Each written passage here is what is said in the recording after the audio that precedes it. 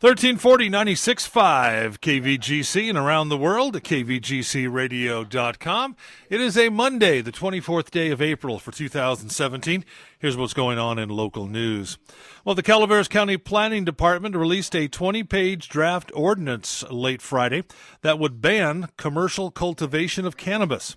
The document is in response to a directive from the County Board of Supervisors earlier this year. If the draft ordinance becomes law, it will prohibit, to the maximum extent allowed under state law, with limited exceptions, the commercial, medical, and recreational cultivation, manufacture, testing, distribution, transportation, and storage of cannabis in order to preserve the public peace, health, safety, and general welfare of the citizens of Calaveras County and the environment. The new ordinance would also deem anyone who violates it guilty of a separate offense for each day a violation is committed, continued, or permitted. The fine would be $1,000 per day until the grow is eradicated and verified by an enforcement officer. The draft ordinance also has a section stating it doesn't apply to non-commercial cultivation of recreational cannabis by people 21 or older and non-commercial cultivation of medical cannabis by people 18 or older, provided they grow no more than 6 plants indoors per private residence. The Board of Supervisors will now review and make any changes or recommendations before the document undergoes a 45-day public review period.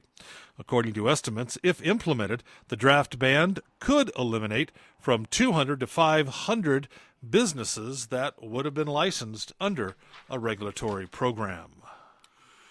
Well, a busy weekend for Amador emergency personnel yesterday with 2 auto accidents within just a few hours of each other. According to CHP, at about 1:30 in the afternoon, a vehicle traveling west down Ridge lost control, crossed the road, and slammed into a dirt berm on the eastbound side. Now, the vehicle came to rest heading in the opposite direction in a drainage ditch with the driver and a small dog briefly trapped inside the vehicle.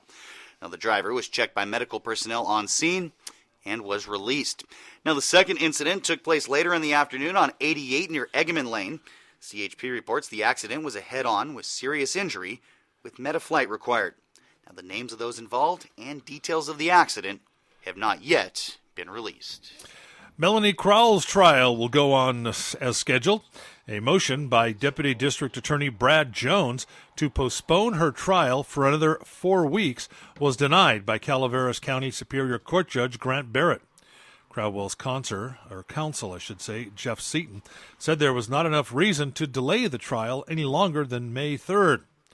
Crowell is charged with killing her son Rocky Scarfo in the family's marijuana garden in August of 2015. And the Calaveras Unified Educator Association may sue the Calaveras Unified School District. They don't come up with the money to reduce class sizes. According to reports, the union's attorney are considering filing a writ of mandate, asking the courts to take a close look at the district's use of K-3 funds. That's kindergarten through 3rd grade. Now, they claim the funds should be used to reduce class sizes, and it isn't. District officials and attorneys, however, say the funds are being used properly.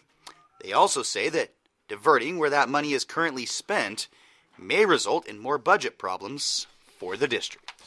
And the Amador Court-Appointed Special Advocate Program will hold a training session today.